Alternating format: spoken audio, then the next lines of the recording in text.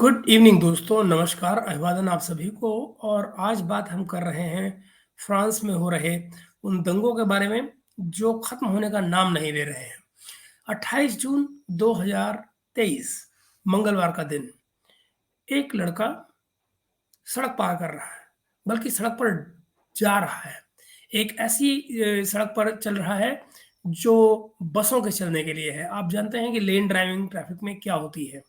तो दोस्तों उस लेन ड्राइविंग में ये सज्जन, ये जनाब, ये लड़का जो कि 17 साल का है, ये एक बस की लेन में बाइक या अपना व्हीकल चला रहा है। और जब उसको रोका जाता है, पुलिस उसको रोकती है, तो कानून के कतन विरोध में उसका कतई अवलंघन करते हुए ये लड़का पुलिस से दूर भागता है अपने व्हीकल को लेकर। और चूँकि कानून इस किस्म का है और आज का ज़माना आप जानते हैं कि जहाँ इस्लाम के जो कुछ फॉलोअर्स हैं, जो रेडिकल्स हैं इस्लाम के फॉलोअर्स में, वो किस किस्म के वायलेंस पर उतारू हैं। कोई भी सुसाइड बॉम्बर कहीं भी हो सकता है और न जाने कि कोई भी आदमी जो अवज्ञा करते हुए किसी दिशा में जा रहा है, वो न जाने किस उद्देश्य से जा रहा है और क्या कुछ कर सकता है। नतीजा ये और खौफ का जो माहौल आज की तारीख में सिक्योरिटी फोर्सेस के अंदर है, उसके देखते पुलिस ने उस पर गोली चला दी, वो लड़का मारा गया। जब वो मारा गया तो ये वहाँ फ्रांस में प्रोटेस्ट की एक लहर आई और इस लहर ने दोस्तों 28 तारीख से लेकर अब तक तबाही मचा रखी है फ्रांस में। ये शुरुआत में प्रोटेस्ट शांतिपूर्ण रहे, लेकिन फिर कुछ घटनाओं ने हिंसा के भी वहाँ पर बहुत सारे इशारे दिए और अब वो हिंसा का जो एलिमेंट है, वो बढ़ता जा रहा है, जिसमें कि वाहनों को जलाया जा रहा है, दुकानों में लूट-पाट हो रही है और ये सब कुछ। तो इस प्रोटेस्ट की जो आग है, ये अब शहरों तक में फैल रही है। शुरुआत में ये सबर्ब के जो इलाके हैं, जो मेन मुख्य जो शहर हैं, उनके जो बाहरी इलाके हैं, सबर्बियन इलाके जिनको कहा जाता है, वहाँ पर था। लेकिन अब वो मेन शहरों में भी आ गया है, जिनमें पेरिस है, मार्सेल है, लियोन है, टुलूज़ है। इन शहरों में अब प्रोटेस्ट हो रहे हैं। पेरिस में जो प्रोटेस्ट हैं, वो जनरली सबर्ब में ही रहे, लेकिन अब लोग जहाँ के में ये इन सबर्ब में भी दिक्कत क्या है? इन सबर्ब में लोगों को लगता है कि जो पुलिस है, उनके साथ अनजस्ट बिहेवियर कर रही है और जनरली करती है। अभी सिर्फ इस बार ही नहीं, उनका ये मानना है क्योंकि ये एक पर्टिकुलर माइनॉरिटी कम्युनिटी से बिलॉन्ग करते हैं। उनको लगता है कि सरकार जो गवर्नमेंट जो जो फोर्सेस हैं, जो पुलिस फोर्सेस हैं, सिक्योरिटी फोर्सेस हैं, वो उनके साथ अनजस्ट बिहेवियर कर रही हैं। नाउ प्रदर्शनों को पुलिस द्वारा जो जो मिला रवैया, वो सख्त रहा। पुलिस का रिएक्शन जो था, वो सख्त था।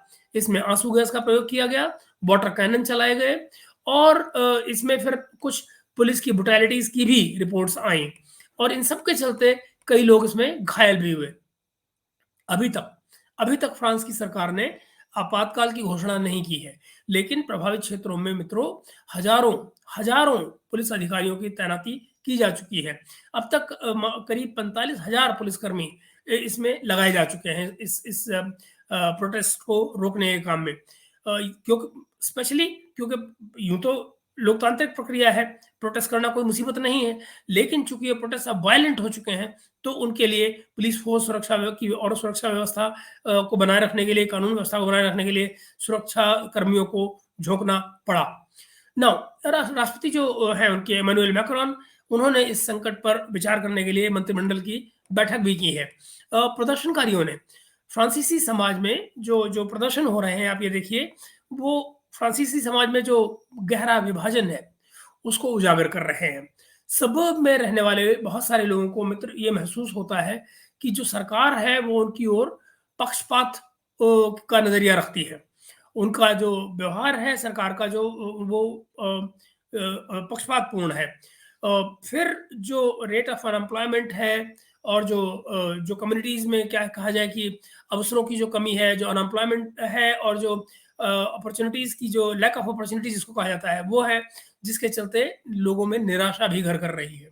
नाउ प्रदर्शनकारियों ने जब पुलिस द्वारा हिंसा का जो प्रयोग किया गया, उस पर चिंता जताई और हाल के वर्षों में ऐसे कई मौके आए हैं, आपको मैं बताऊँ, जिसमें जो पुलिस है, वो निहत्थे लोगों पर जब ज़ाहिर है अपना काम करती है, तो उसमें कई लोग मारे गए हैं, माना ये गया है। ऐसे कई मामले सामने आ चुके हैं। अ, नाउ तो वर्तमान संकट में ये जो वर्तमान संकट आया हुआ है, ये राष्ट्रपति मैक्रोन के लिए एक बहुत महत्वपूर्ण चुनौती है।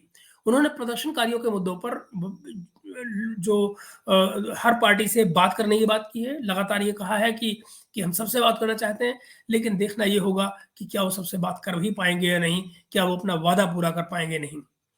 अच्छा, अब हम बात करते हैं प्रदर्शनकारियों की। इन इन प्रदर्शनों के पीछे की जो पृष्ठभूमि है, तो पृष्ठभूमि क्या है कि फ्रांस में जो ये वर्तमान प्रदर्शन है, ये कोई पहली बार नहीं हो रहे हैं। जो प्रोटेस्ट हो रहे हैं, ये पहली बार नहीं हो रहा है। इस देश में अक्सर ऐसे प्रोटेस्ट हुए हैं पहले भी, जब देश उपद्रव से हिल गया है बिल्कुल। 2005 में फॉर एग्ज़ाम्पल 2 नाबालिग लड़कों की जो है वो पुलिस से छिपने की घटना सामने आई थी, और उस दौरान फिर उनके एक पावर सब स्टेशन में मारे जाने की खबर आई थी।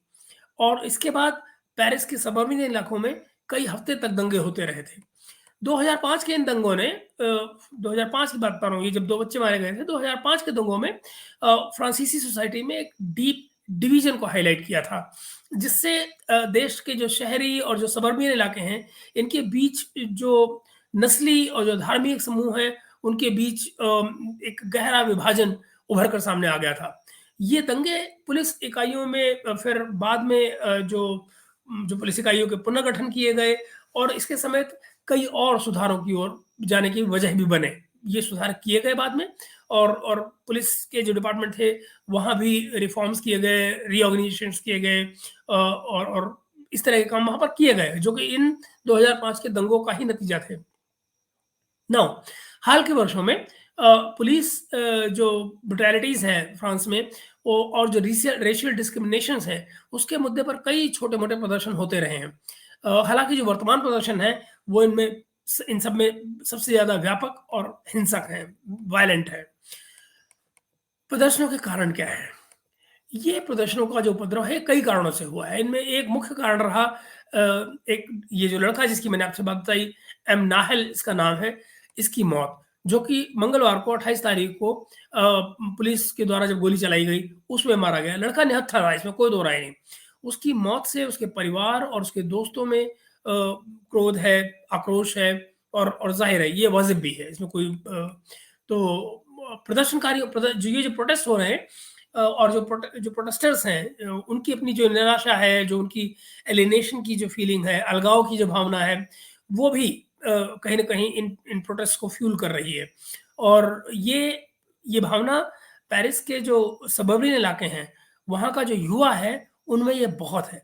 इन युवाओं को लगता है कि उनके साथ पुलिस जो है वो अन्यायपूर्ण व्यवहार करती है, और उनके लिए एक बेहतर भविष्य का कोई अवसर उनके पास नहीं है।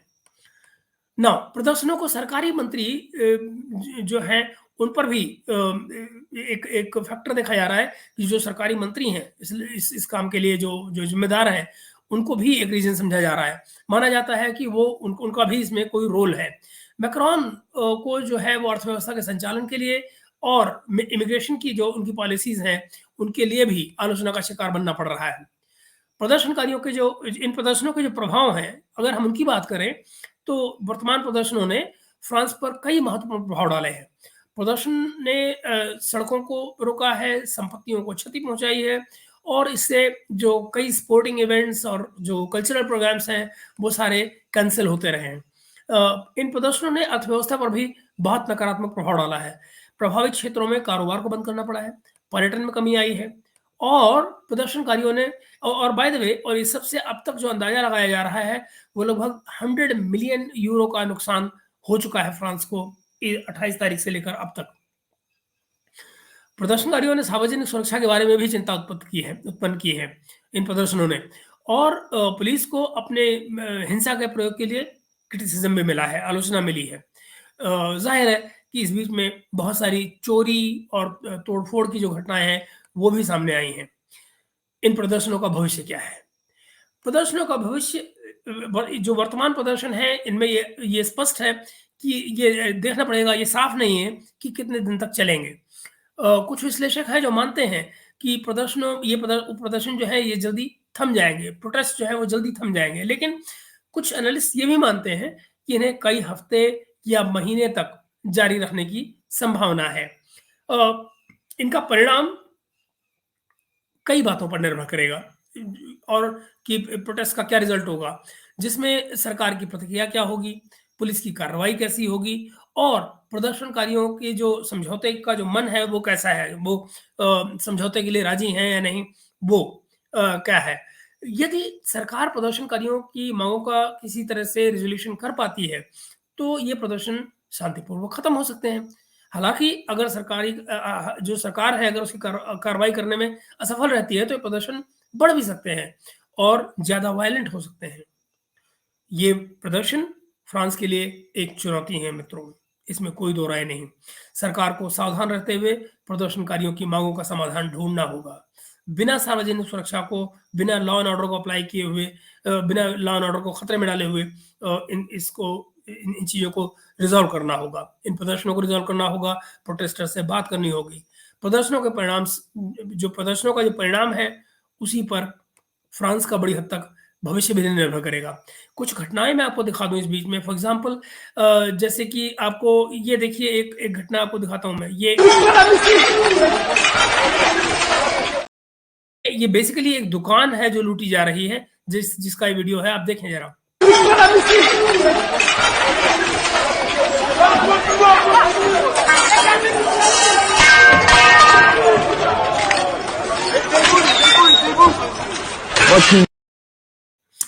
मैं आपको कुछ और भी चीज़ें दिखाना चाह रहा हूँ और जो कि कुछ सवाल भी पैदा करती हैं इन प्रदर्शनों पर और प्रदर्शन में जो बड़ा सवाल जो कम से कम मेरे ज़हन में आता है वो ये कि जो प्रदर्शनकारी हैं, इनमें से कुछ के पास बड़े हैवी हथियार हैं, भारी किस्म के हथियार हैं, जो कि जनरली फ़ौजियों के पास होते हैं। सवाल ये है कि ये अमेरिका तो है नहीं जहाँ पर हथियार आप खरीदते रहते हैं, तो यूरोपीय सोसाइटी में जहाँ पर हथियारों का कोई ऐसा चलन नहीं होता है, वहाँ पर इस किस्म के भारी हथियार आखिर प्रदर्शनकारियों के पास कैसे आ रहे हैं? एक वीडियो देखिए।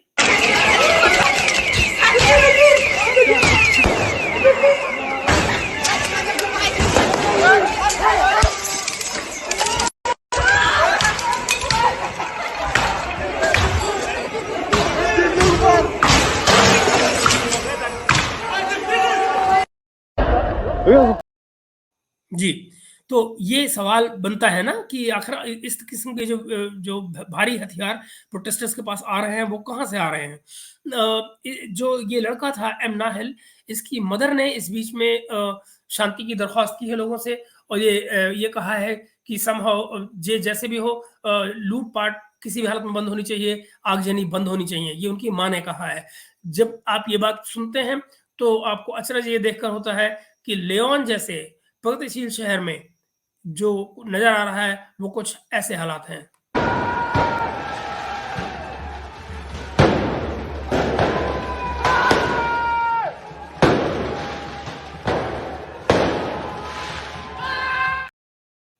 जी।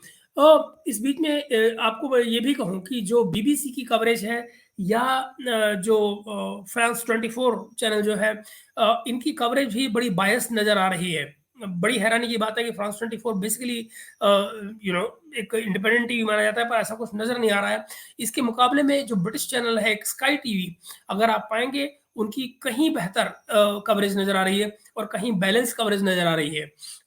इस बीच में एक और महिला हैं जो कि पहले हिंदुस्तान के लिए रिपोर्ट करती हैं, दुनिया का बहुत बड़ा नाम है पत्रकारिता में, नेओमी कैंटन का। तो नेओमी कैंटन जो है वो इस बीच में बता रही हैं मैं आपको बताता हूँ, वो उनका ये कहना है कि जितनी तेज़ी से और जितना सडन ये अब्रप्ट हुआ है दंगों का प्रभाव और दंगे जिस तरह से फैले हैं, तो उनका ये कहना है कि ये बहुत ऑर्केस्ट्रेटेड लगते हैं। मैं उनकी ट्वीट आपको पढ़ देता हूँ जो उन्होंने की है इस बारे में और बड़ी इंटरेस्टिंग ट्वीट है, ये उन्होंने ट्वीट कल की थी। वो लिख रही हैं, "these riots in France seem orchestrated, they do not appear spontaneous to me. I think there could be a foreign hand involved.